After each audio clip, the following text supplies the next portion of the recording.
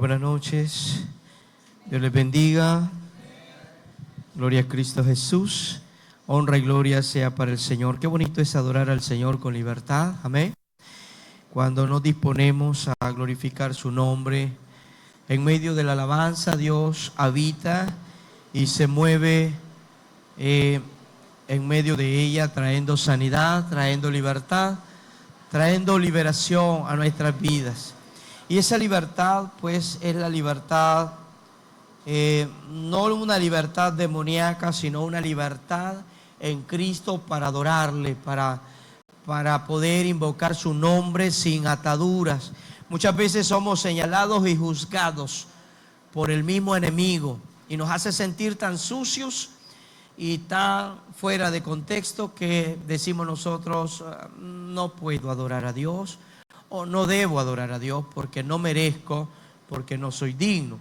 Y está bien que nos sintamos inmerecederos, pero aquí es donde Cristo dice, yo lo hice por ti.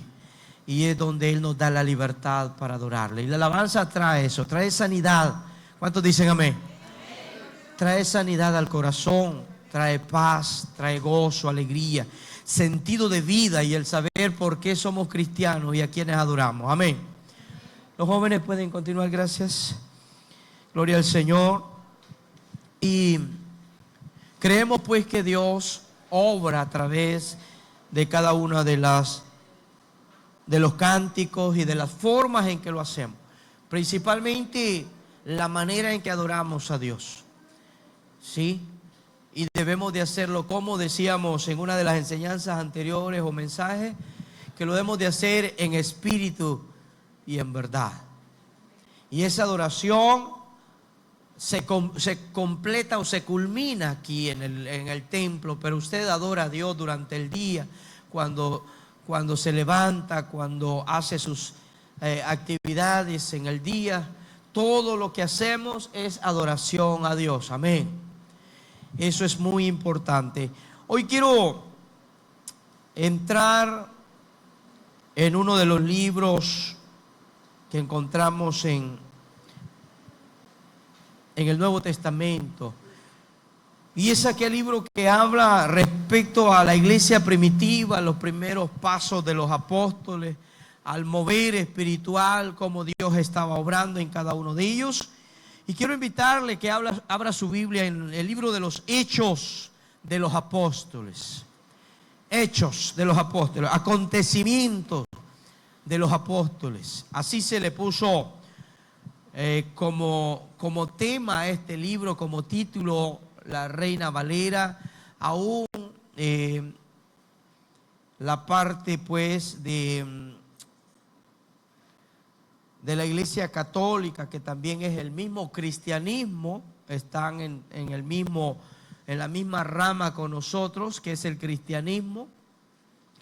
Pues usted sabe que las tres religiones más grandes del mundo, hay un montón y montón de religiones, pero las tres más grandes del mundo una de ellas el cristianismo, el islam y el judaísmo. Todas estas tres religiones proceden del patriarca Abraham, de esa descendencia. Los islámicos, toda esa cultura árabe proclama o practica esta religión, el Islam.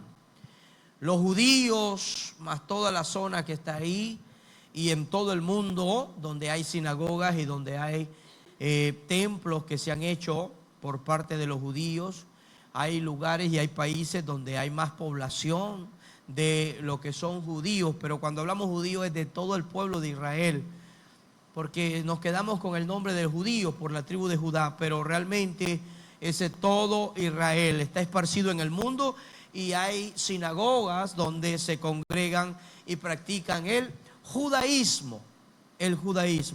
Y es el judaísmo el que está esperando, y el islam también está esperando al tan esperado Mesías, porque ellos no han recibido al Mesías. Y de ahí aparece la religión, no religión, sino que aparece nuestra vocación, que se llama cristianismo, porque hemos creído ¿en quién? En Cristo, amén. Ellos no lo pueden llamar cristianismo porque no creen en Cristo. Para ellos todavía está por aparecer. Para ellos todavía están esperándolo y abrazarán el equivocado. Nosotros, gracias a Dios, ya hemos creído en Él. Amén. Y Él vendrá un día. ¿Cuántos lo esperan? Él viene por una iglesia que está esperándole. Una iglesia que se lava cada día, que se limpia, que está siempre con un corazón continto, esperando su venida. Bueno, de los cristianos y es en este libro donde vamos a encontrar que por primera vez se les llama cristianos a la iglesia.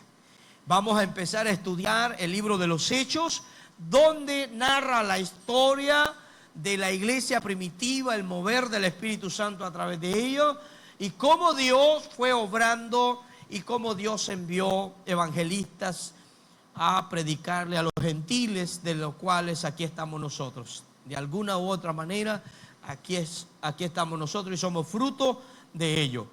Jesús dijo: y me seréis testigos en Jerusalén, en Samaria, en Judea y hasta lo último de la tierra. Y precisamente este libro, para los que son curiosos, yo he notado que tiene 3 secciones, 3 partituras. Y del capítulo 1 hasta el 7 habla del mover del Espíritu Santo a través de la iglesia en Jerusalén. Todos los acontecimientos en Jerusalén. Del 8 al 12, los acontecimientos, el mismo mover del Espíritu Santo en Judea y Samaria. ¿Sí? Y del 12 o 13 hasta el 28, ¿cuántos capítulos tiene Hechos? Ay, ya los dije, ¿no? Hasta el 28 habla el Espíritu Santo, va a obrar hasta lo último de la tierra. Es decir, fíjense que los Hechos son escritos por el doctor Lucas, quien escribe el Evangelio de Lucas. Y él le da un seguimiento, como si en el primer capítulo, pues Jesús dice que va a ser ascendido al cielo. En los últimos capítulos de los Evangelios miramos cómo Jesús es llevado al cielo y da comisiones a los apóstoles y les dice: vayan y hagan discípulos a todas las naciones, enséñenles lo que yo les he enseñado, bautícenlos en el nombre del Padre, del Hijo y del Espíritu Santo. Amén. Esto ya lo hemos enseñado. ¿Y qué nombre es ese? Es el nombre de Jesús. Amén. El nombre del Padre, el nombre del Hijo y el nombre del Espíritu Santo. Ahí no dice, no da los nombres, sino que dice en el nombre del Padre, en el nombre del Hijo. Como si estuviera diciendo a alguien: bautícelo en el nombre del Padre, en el nombre de la Madre y en el nombre del Hijo. Así. Usted dice: bueno, pero ¿cómo se llama la mamá? ¿Y cómo se llama el papá? Hablando literalmente, ¿va? Entonces nosotros, cuando escuchamos este texto, usted tiene que saber que hay un solo nombre que es para los 3. El nombre del Padre, el nombre del Hijo y el nombre del Espíritu Santo. Entonces, por eso aquí también en los Hechos vamos a encontrar una frase que muchos lo confunden o entramos en algunas discusiones. Pero lo vamos a ir viendo poco a poco, porque aquí aparece una sexta que se llama los Jesús solo. ¿Sí? De aquí mismo. Este libro nos va a marcar las pautas, el modelo a seguir como iglesia.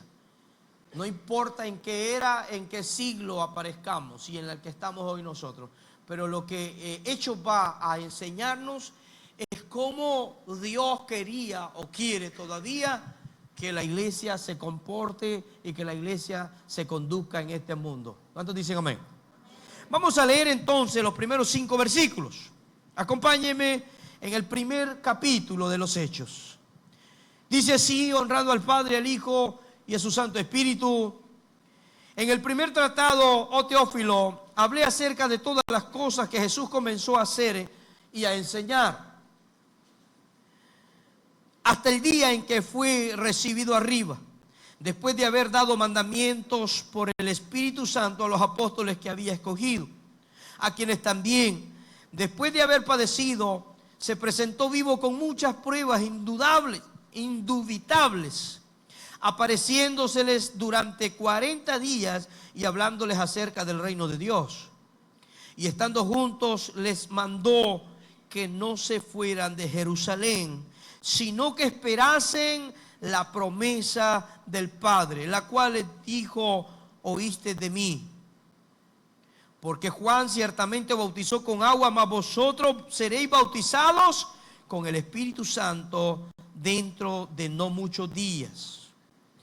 Esto que vemos aquí es lo mismo que encontramos en Lucas, la ascensión de Jesús en Mateo, las recomendaciones que les dice. Ahora, ellos deben de esperar. Escúcheme esto. Lucas está escribiendo y está nuevamente parafraseando algunas partes del Evangelio. Pareciera que el capítulo 1 de Hechos se vuelve como un embudo de los 4 evangelios y vienen a resumirse ahí. Dice Lucas a Teófilo, quien le está escribiendo, le dice: en el tratado anterior ya expliqué yo lo que Jesús hizo durante 40 días. Porque sabemos que Jesús, después de su resurrección, después del tercer día que Él resucita, Él está aquí todavía en este mundo. No ha subido al Padre directamente. No ha ido a sentarse a su lugar, a su trono, sino que está apareciéndoseles a distintos apóstoles, mujeres, a todos aquellos que están a la expectativa de qué sucedería. Y lo que vemos aquí es Lucas explicando que Jesús realiza un ministerio. Jesús va a desarrollar su ministerio terrenal como hombre, a predicar el evangelio hasta que llega a la cruz. Pero ahora resucitado va a culminar lo que Él ha enseñado. ¿Cómo? Testificando su resurrección. Incluso va a confrontar a Tomás, que es el más dudoso que está de todos ellos. Todos lo han visto, algunos dicen: yo creo simplemente porque me han contado. Y Jesús va a felicitar a aquellos que han creído sin ver. Bienaventurado aquel que sin ver ha creído. Amén. Usted y yo somos esos bienaventurados. ¿Cuántos dicen amén? Porque nosotros no comimos, no dormimos, no anduvimos con Jesús, no caminamos trayectos de caminos con Él físicamente, pero andamos con Él espiritualmente. Amén. Y eso es lo que aquí vamos a encontrar. Entonces vemos aquí ese ministerio de 40 días que Jesús hace, dando instrucciones, mandamientos. En todo este trayecto, escucha, iglesia, esto: durante Jesús estuvo con ellos, y durante estos 40 días después de su resurrección, los discípulos todavía no han sido bautizados con el Espíritu Santo. Escúcheme esto: todavía no han sido bautizados. Y en esos 40 días ellos permanecen en oración. Ellos no están, es más, esos 40 días, parte de esos 40 días, ellos estaban dispersos. Después que Jesús empieza a aparecerse, les empiezan nuevamente a reconcentrarse. Amén. Dice la Biblia en Juan que están pescando allá y Él se aparece. Y dicen: aquel que vemos allá tiene un parecido con el Maestro, será Él. Y llega y lo reconocen, y sí es el Maestro. Y Él pide comida. ¿Sí? Y Él pide comida. Y así estuvo apareciéndoles. En ese momento, hermanos, pero si al creer, y los discípulos ya habían creído. Y aquí es donde yo quiero que usted preste mucha atención. Ellos habían creído en Jesús, pero no habían sido bautizados por el Espíritu Santo. Por Jesús a través del Espíritu Santo. ¿Sí? Entonces, todo este tiempo, Él les dice: no se vayan a mover de Jerusalén, esperen ahí. ¿Y dónde estaban ellos? Dice la Biblia: en el aposento, orando. Todavía no habían sanidades. Hasta aquí no hay sanidades, no existen los milagros de la gente que incluso cruzaba a Pedro y con la sombra, aquí no tengo sombra, con la sombra de Pedro lo ponían ahí a la orilla para que, y con la sombra del cuerpo de Pedro, muchos enfermos eran sanados. Porque Jesús va a darles una promesa ahí. Les va a dar una promesa que esperen al Espíritu Santo. En otras palabras, el ser humano sin Dios no es nada. Y usted dice, pero hermano, cuando estuvieron con Jesús los comisionó y Dios les daba la autoridad. Jesús les daba la autoridad y el Espíritu los acompañaba, pero desde afuera. Mire qué lindo esto. La magnitud que tiene esto, que yo me gustaría que tuviera revelación usted. Porque el Espíritu lo acompañaba así como acompañaba a Sansón, así como acompañaba a David, pero no desde adentro. Usted y yo, el Espíritu lo lleva dentro, hágale así, acá está. ¿Sí? Ellos no, ellos lo llevaban o lo acompañaban, y cuando los discípulos reprendían un demonio, el Espíritu Santo accionaba. Pero escuche esto, porque esto es una de las cosas hermosas que vamos a encontrar en este libro. Usted es portador de un poder enorme. Porque donde el Espíritu de Dios está, hay libertad, hay poder. Hay poder de Dios. Y somos portadores del Espíritu Santo. De una deidad, de una personalidad de la Trinidad, mi hermano.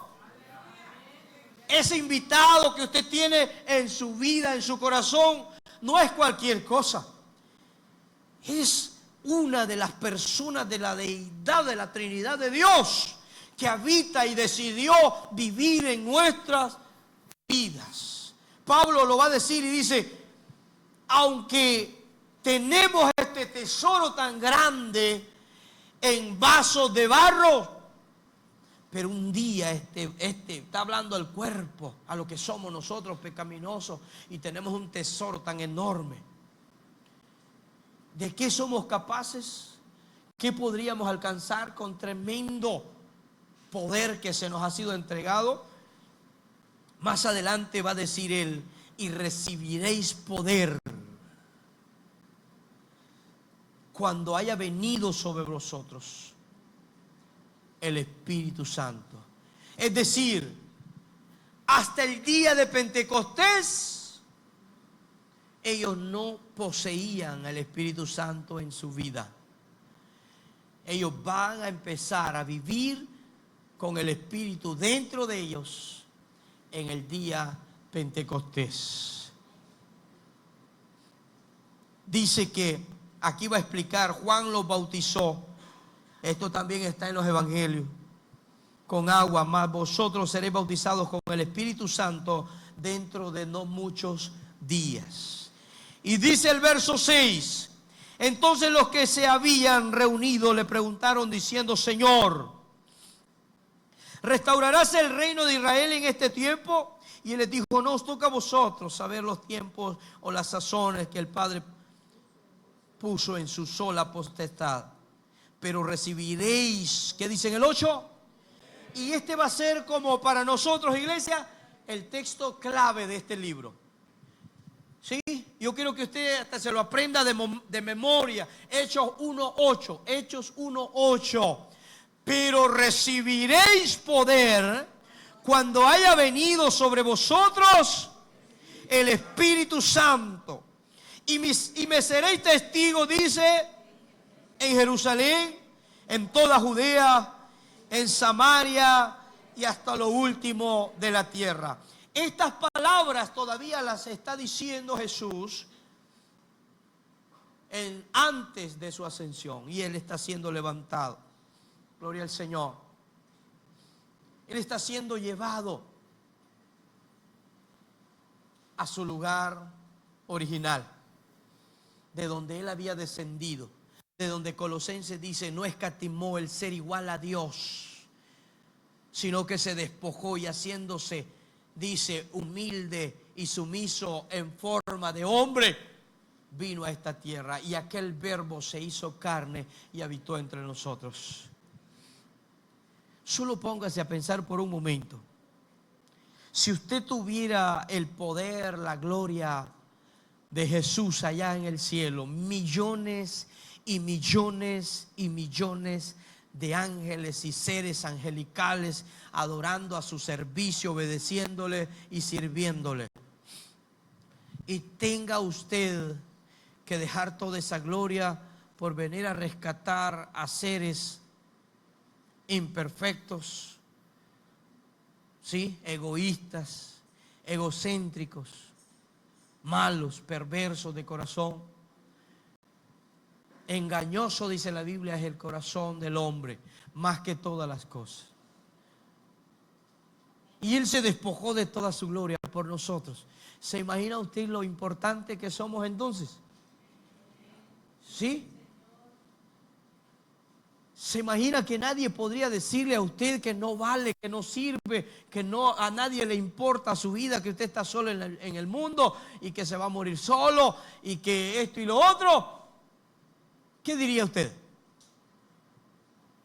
¿Sí o no? ¿Es cierto o no? Por supuesto que no. Por eso le estamos enseñando de que Cristo vino por usted. Yo soy comprado con la sangre de Cristo. Esa sangre no tiene precio.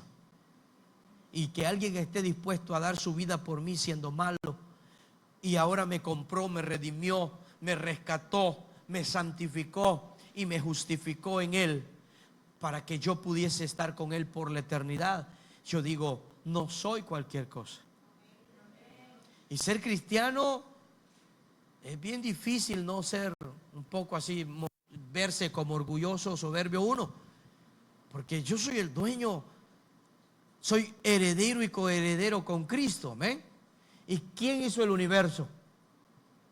Solo póngase a pensar ese sol hermoso que sale ahí en la mañana a las 6, ahorita 5:45 está saliendo y alumbra el horizonte, ¿sí? ¿Quién lo hizo? Papá, diga. Métase en la familia. Mi papá lo hizo. ¿Sí? Mi papá lo hizo. Todo lo que usted mira a su alrededor, la creación de Dios, lo hizo su papá. Y su papá es el dueño del oro y la plata. ¿Por qué preocuparnos? ¿Por qué llorar? ¿Por qué sufrir? Dijo alguien por ahí.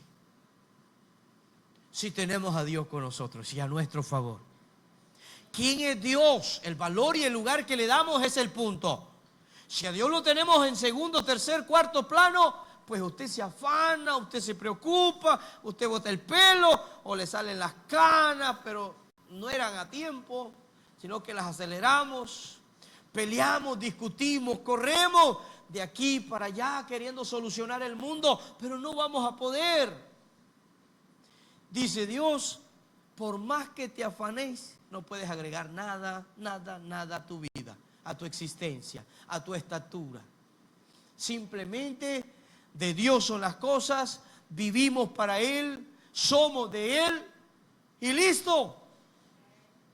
¿Qué más? ¿Sabe a dónde quiero llegar con esto? ¿Qué es lo que te preocupa a ti? Siempre hay cosas que nos roban la paz. Siempre hay cosas que nos distorsionan nuestros pensamientos y no nos dejan estar tranquilos. ¿Sí? Queremos alcanzar, queremos lograr algo, nos sentimos frustrados. A veces sentimos que fracasamos, no logramos. La vida se nos vuelve un afán tremendo y una angustia por alcanzar algo y no se puede. Así es que, ¿cuál es el consejo aquí? Quédate quieta y reposadamente. Quieta y reposadamente, dice la palabra del Señor. Y espera en Dios. Espera en Él. Quizás algunos esperen una semana, otros esperen un mes. Quizás otros esperen un año, o quizás otros una década. Pero espera en el Señor. No te angusties y sé feliz. Porque si no, la palabra de Dios no se está cumpliendo en tu vida. Él dijo, me tienes a mí y yo he venido para que tengas vida y para que la tengas ¿Cómo? Quejándote, llorando, sufriendo, amargándote, desesperado. No. Para que la tengas una vida en abundancia. Y la vida en abundancia no se trata de bienes como el mundo enseña hoy. Porque creemos que abundancia es comprar casas, terrenos, carros, tener empresas, tener cuentas bancarias y vivir lleno de salud. Eso no es una vida en abundancia. Porque quizás tengas todo esto, pero nadie está contigo. No puedes ni siquiera contarle tus éxitos a nadie. Estás solo. Yo hablo con mi hermano a veces, al quien le sigo yo. Se separó de su esposa después de 17 años de matrimonio. Rompieron todo. Tenían casa, carro, negocio y todo. Pero luego lo despedazaron, se dividieron. Y él viajó para el norte. Y yo siempre le he dado continuidad y pues yo aburro a la gente y por eso a veces no me hablan porque yo soy siempre de Dios. Lo primero que le digo, ¿estás buscando a Dios? ¿Estás sirviendo a Dios? ¿Estás buscando un lugar donde congregarte? ¿Y a dónde voy con esto? Es que él, según yéndose para allá, iba a reconstruir, recuperar sus cosas y volverse y todo eso. A todo esto lleva 6 años allá, no ha logrado sus objetivos, está solo. Y aunque los logre, le digo yo, aunque vos logres tantas cosas económicamente, ¿con quién las compartes? ¿A quién le puedes contar? ¿Con quién te acuestas al final del día para decirle, esto viví, esto logré o esto no pude ser? ¿De qué sirve para el hombre que se afane tanto si al final la mayor riqueza que Dios nos ha dado es la familia? Nuestros hijos son herencia de Dios y la herencia de Dios no es una cualquier cosa. ¿Ve? Nuestros hijos son una bendición y aunque peleemos, lloremos por ellos, son una bendición. Así como nosotros fuimos en nuestro tiempo, le sacábamos canas verdes a nuestros padres. Nos toca ahora también pagar un poco. ¿Sí? Pero lo mejor que Dios nos ha dado es el poder compartir, el tener una hermandad como iglesia, tener una familia. Lo bonito de un esposo que saber que su esposa está en casa, lo recibe con un vasito de agua, quiere esto, quiere lo otro. ¿Sí? Lo bonito de una esposa, de un hombre que la cuide, la respete, que la ponga en alto. Lo bonito de los hijos que se sientan protegidos por sus padres, esa figura que está ahí y que saben que no va a faltar nada. Que aunque ellos miran escasez, pero ellos tienen una seguridad que no se acostarán sin comer. Y no saben de dónde uno va a sacar, pero así es. Lo bonito es que tú sirvas a tu prójimo. Lo bonito es que des parte de tu esfuerzo, de tu vida para alguien más. Y al final terminar tu carrera, quizás nunca condujiste un carro del año. Quizás nunca tuviste una mansión. Pero fuiste una persona feliz y contenta sirviendo a otros. Viviste la vida en abundancia. Y eso es vivir en abundancia. Dice Proverbios que la bendición de Dios, ¿qué dice? Enriquece y no añade tristeza. O sea, si usted es bendecido por Dios, no debe traer tristeza nada, sino que lo debe enriquecer. ¿Y qué es enriquecer? Que al final de nuestros días, ya arrugaditos y todo, estemos rodeados de una generación, 2, 3, 4 generaciones, sin contiendas. Porque ¿sabe dónde se da cuenta uno cómo está la familia? Cuando estamos en el lecho de nuestra muerte. Ahí uno se da cuenta, empiezan unos a pedir perdón, empiezan a acordarse, otros empiezan a llamar, otros empiezan a querer justificar toda su ausencia, cuántos cumpleaños, cuántos aniversarios, cuántas clausuras, cuánto tiempo hermoso, cuántas tardes pudieron haber estado compartiendo algo y nunca estuvo. Y al final quieren compensarlo porque les ha ido bien en la vida, sacándose una chequera y diciendo, yo hago esto. Paguen los gastos médicos, cómprenle esta cosa, cómprenle lo otro. Y uno se da cuenta al final que todo eso es vano y vacío, que no tiene sentido, que la vida se perdió y que pasamos por este planeta pero no vivimos. Al final nos damos cuenta que nos morimos y que nunca vivimos. Amén, iglesia. Hay mucha gente que no vive y al final se va, pero que nunca vivió. Y que si vivió, vivió pendiente de los logros, de los éxitos de los demás y su corazón amargado. Y que nunca recibió nada, rechazando todo de la vida. Así que es el punto de que Dios habita en nuestras vidas. Es para traer gozo, para traer libertad. Nadie me puede parar a mí hoy que tengo la libertad. Si usted puede gritar, grite para Cristo. Dice, si come, coma para el Señor. Si viste, vista para el Señor. Todo lo que hacemos, escúcheme esto. Y he venido repitiendo esta frase, todo lo que hacemos, vivimos a diario, es una adoración para el Señor. Pero cuando vivimos en el sentido y el propósito correcto, no viva egoístamente, no viva en una burbuja, yo y primero yo y después yo y por último yo. Y al final nunca hay nadie a su alrededor, no hay un prójimo. Pero el primer mandamiento dice, ama a Dios, ama a tu prójimo. Amén. Ama a Dios y ama a tu prójimo. ¿Qué significa?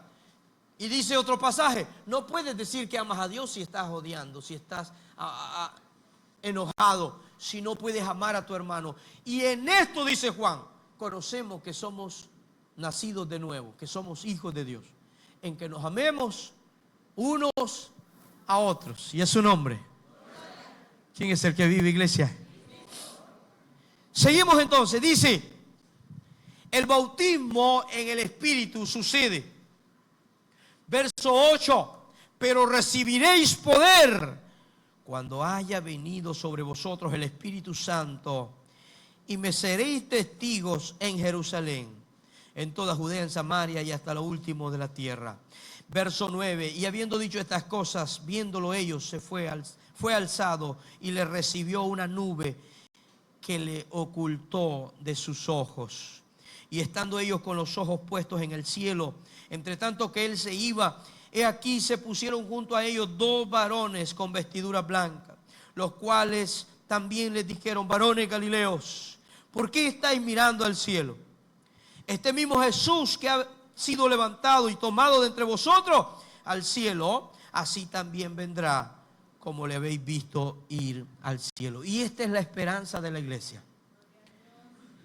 Esta es la esperanza nuestra, que Jesús se fue, pero prometió venir por nosotros.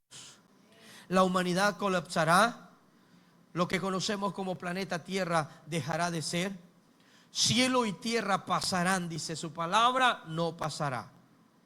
Su palabra no pasará. ¿Por qué no pasará? Porque esa palabra estará por la eternidad. Aún, escuche bien, aún en el sufrimiento de los perdidos. Es más, el que está en el infierno ahorita no está culpando a Dios. ¿Sabía usted eso? Ahí no está diciendo por qué me mandó aquí, por qué estoy aquí. ¿Por qué cree usted?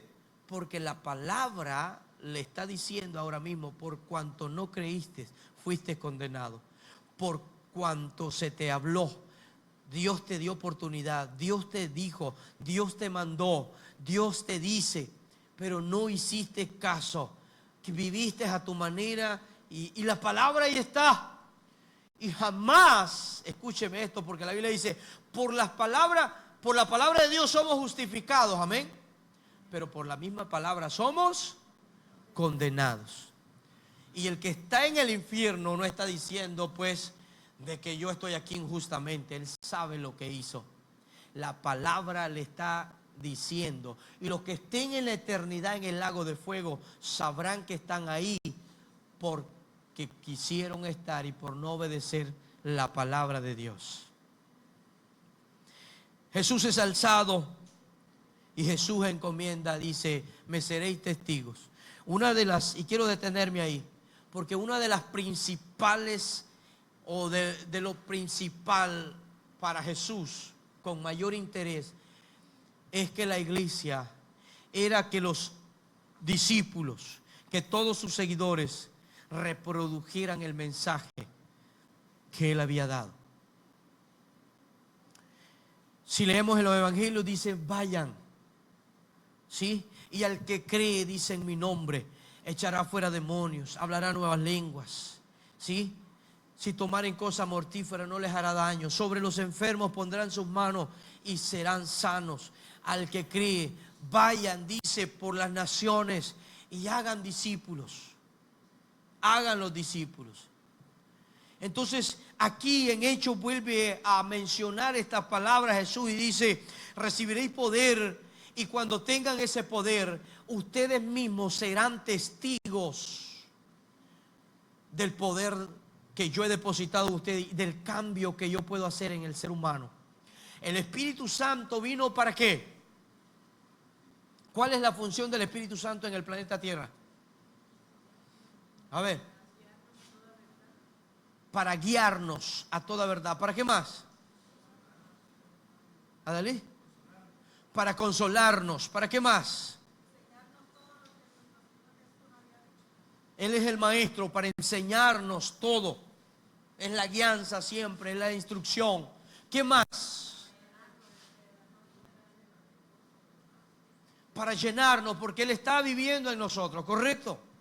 Pero hay una que quiero que lleguemos ahí.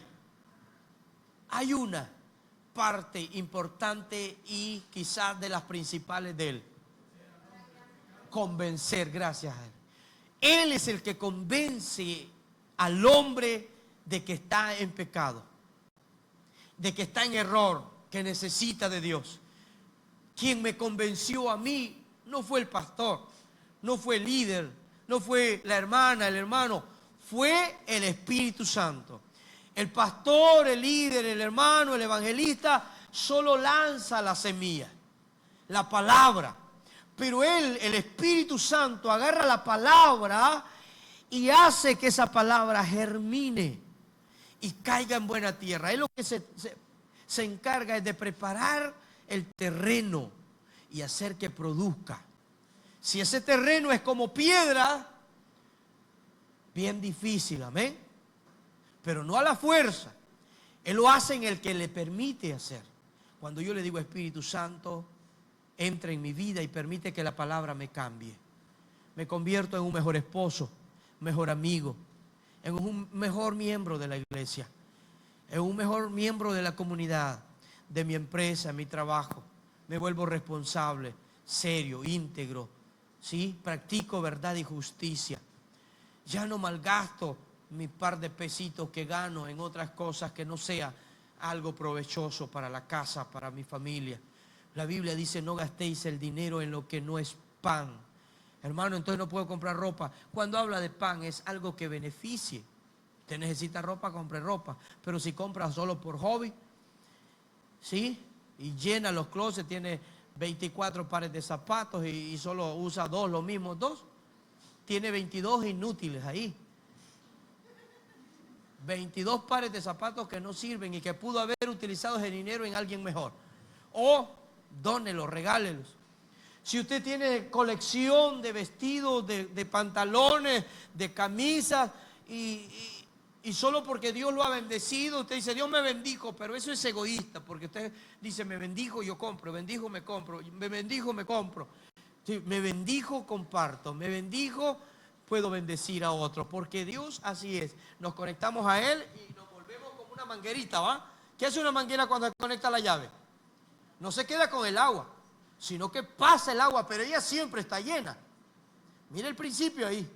La manguera siempre está llena, aunque esté regando árboles, plantas, lavando carros, lo que sea, llevando a otros recipientes, pero ella siempre está llena. ¿Cuántos quieren estar llenos siempre?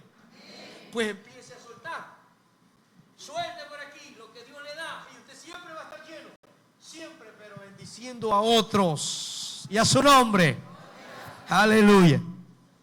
Entonces, uno de los principales objetivos del Espíritu Santo, Jesús dijo: consumado es. Ya he hecho lo que era necesario para salvar a la humanidad. Pero ahora falta algo, y es que venga el Espíritu Santo a continuar la obra. ¿A través de quién? A través de la iglesia. Entonces empieza el Espíritu Santo a obrar y a hacer milagros, señales, prodigios. Y yo quiero decirle algo. Escúcheme bien, iglesia. Las enseñanzas para esto, y si tiene duda, usted me pregunta. Los milagros, los prodigios, las señales y todo lo demás, los dones espirituales, rodean el evangelio. El primordial objetivo es predicar el evangelio. Cuando Dios me da un don es para que fortalezca el evangelio. Cuando yo voy y levanto un paralítico, esto confirma lo del evangelio.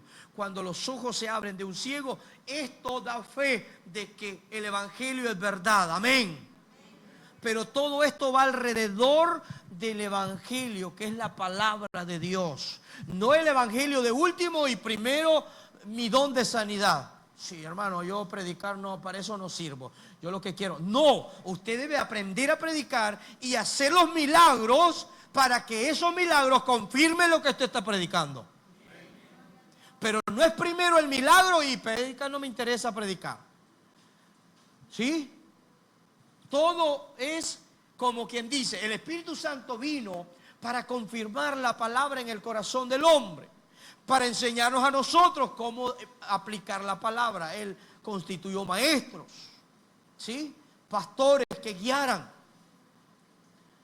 evangelistas que llevaran la palabra, profetas que hablen la palabra. Todo tiene que estar relacionado con un evangelio. Y luego lo demás, estas son como las armas, eso es como el adorno, esta es como la confirmación. Todo lo que usted sabe y tiene de parte de Dios es para ser testigos. Recibiréis poder. Sanar enfermos es poder. Que usted tenga don de ciencia y conocimiento es poder. Diga conmigo. Que usted tenga la capacidad de alejarse de las malas compañías, de los vicios, del pecado, es poder. Amén. Y eso da testimonio de que hay un Dios verdadero, que no es mentira lo que predicamos. Cuando Jesús dice recibiréis poder, es todo aquello que va a rodear el evangelio. Testigo significa en un juicio está el acusado y dice, ¿tiene testigo? Sí. Viene el testigo y dice, yo doy fe, es cierto. Ella no estaba ahí en ese momento. Entonces, me seréis testigo es porque a través del poder que yo porto, comienzo a confirmar que el evangelio es cierto, es verdadero. Uno, por mi comportamiento, por mi ejemplo, por mi testimonio, en primer lugar. Dos, porque hay manifestación del Espíritu Santo a través de los dones. Tres, porque yo predico, enseño y digo, sí, esto es verdad. Cristo, yo no anduve con Él, pero ha cambiado mi vida, ha transformado mi casa, mi hogar. Solo eran pleitos, conflictos, pero ahora hay paz. Era un rebelde yo, era un malcriado, era un hombre deshonesto, pero ahora Dios me ha cambiado. Y yo soy testigo del poder de Dios. Y a su nombre. Aleluya. Primordialmente, lo que Jesús desea es que nadie perezca. En otras palabras, si yo tuviese el don de sanidad, por eso el amor, y el amor es evangelio, porque Dios es amor, no es que tiene amor, Él es amor, Él es la esencia del amor, y el que tiene, vuelvo y repito el texto de Juan, mire cómo lo enlazamos, el que tiene a Dios tiene amor. Entonces dice Juan, el que ha nacido de nuevo y que ha venido el Espíritu Santo, que es amor, a vivir en su corazón, no puede odiar a su hermano. Así es que en esto conocemos que hemos nacido de nuevo, en que nos amemos unos a otros. Entonces, porque Dios es amor, al recibir a Dios yo recibo amor. No recibo, literalmente, yo estoy recibiendo una porción de amor. Y tengo ahora el amor en mi vida. Y el amor, iglesia, todo lo espera, todo lo soporta, todo lo cree, no se envanece, ¿sí? No se irrita. ¿Sabe qué es irritarse? Como dijo aquel, se le van las agujas al liarito. No se irrita con nada. Dice, no se alegra por el mal de otro, más se goza de la justicia, no de la injusticia. Se goza, ese es el amor y es la característica de nosotros. Y de esta manera proyectamos, somos testigos al mundo de que hay un Dios verdadero que ha cambiado las familias de La Lima, y usted es una de ellas. Amén. Y usted es una de esas familias que ha sido lleno del amor de Dios, y el amor todo lo espera. ¿Y sabe qué dice también el amor? Hasta en los momentos difíciles, que echa fuera el temor.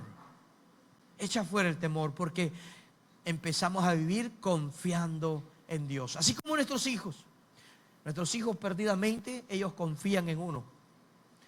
Es todo. Usted le promete algo a nuestros hijos cuando son pequeños, vaya, después empiezan a poner en duda la palabra. Ya han tenido muchas experiencias.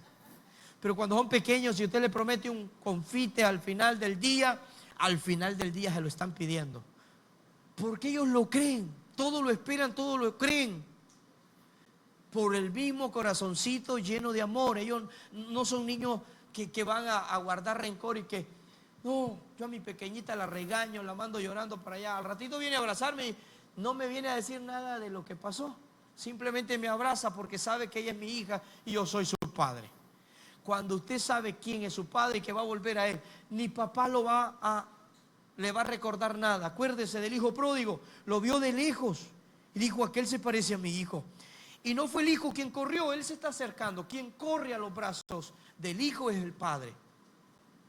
Va allá y lo abraza y no le dice, sí, mira lo que hiciste, mira por andar haciendo lo que no tenías que hacer. ¿Por qué? Yo te dije, te aconsejé, te advertí, y mira cómo venís hecho nada ahí. Pero bueno, traigan un vestido. No, no actúa de esa manera. Simplemente lo abraza, lo besa y se alegra de que lo tiene de nuevo en casa. Y dice, pongan nuevos vestidos, nuevos zapatos, pongan un anillo, manden a matar el becerro gordo y hagamos fiesta. Así lo va a recibir papá y no lo va a señalar por lo que usted hace o dejó de hacer. Pero tenemos el amor de Dios para volver a Él y entrar confiadamente al trono de su gracia.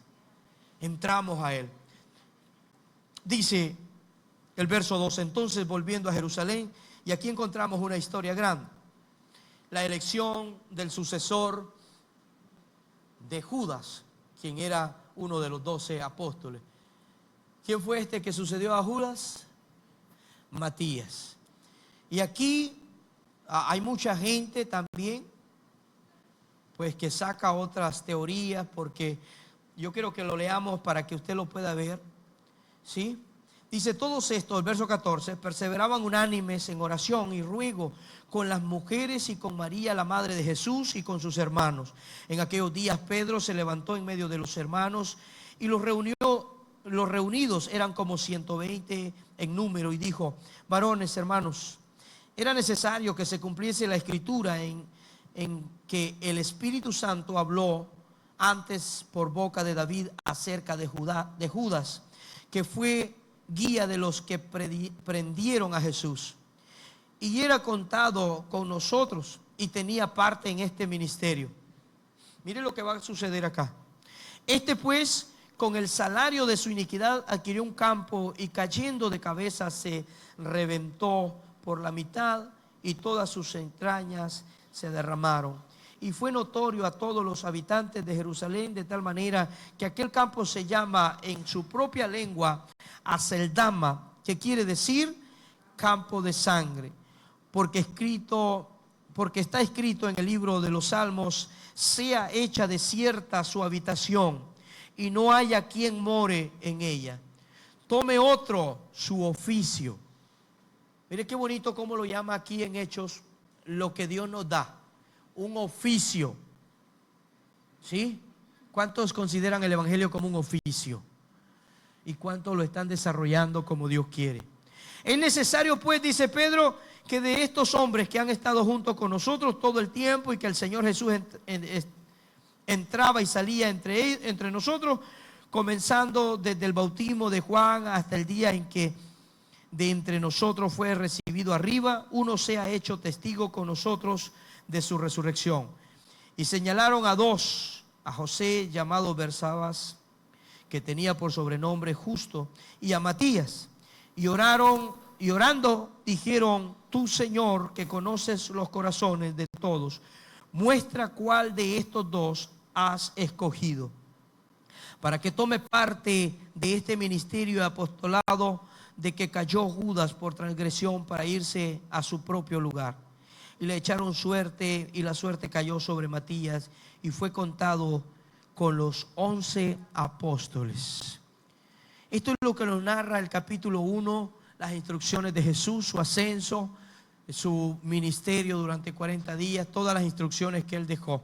Y aquí va a comenzar ahora, ya en el verso 2, comienza el Espíritu Santo a derramarse, lo que profetizó Joel: y derramaré mi espíritu sobre toda carne y sobre toda persona, hombre, varón, niño, todo aquel que permita que yo entre en su vida. Entonces, vamos a quedarnos hasta ahí. Es el estudio de los hechos. Me gustaría que usted vaya descubriendo personalmente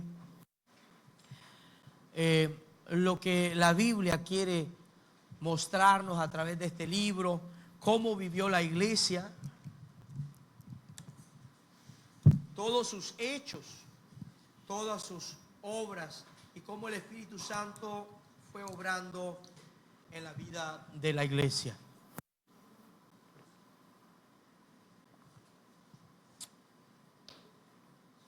Gloria al Señor. Vamos a ponernos de pie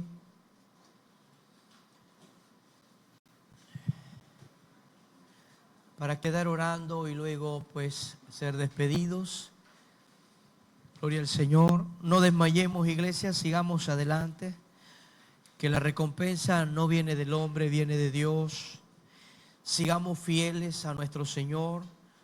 Acuérdese de no poner la mirada en el hombre, póngala en Cristo Jesús.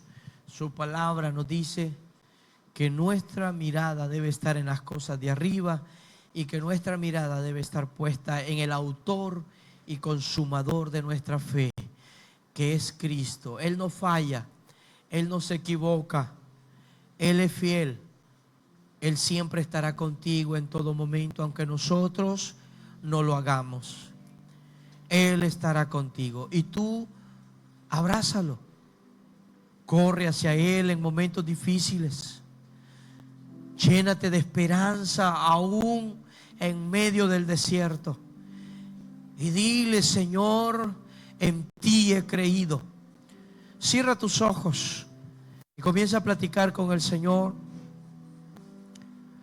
Háblale y dile: Señor, gracias por tratarme así, tan lindo, tan bello. Gracias por tomar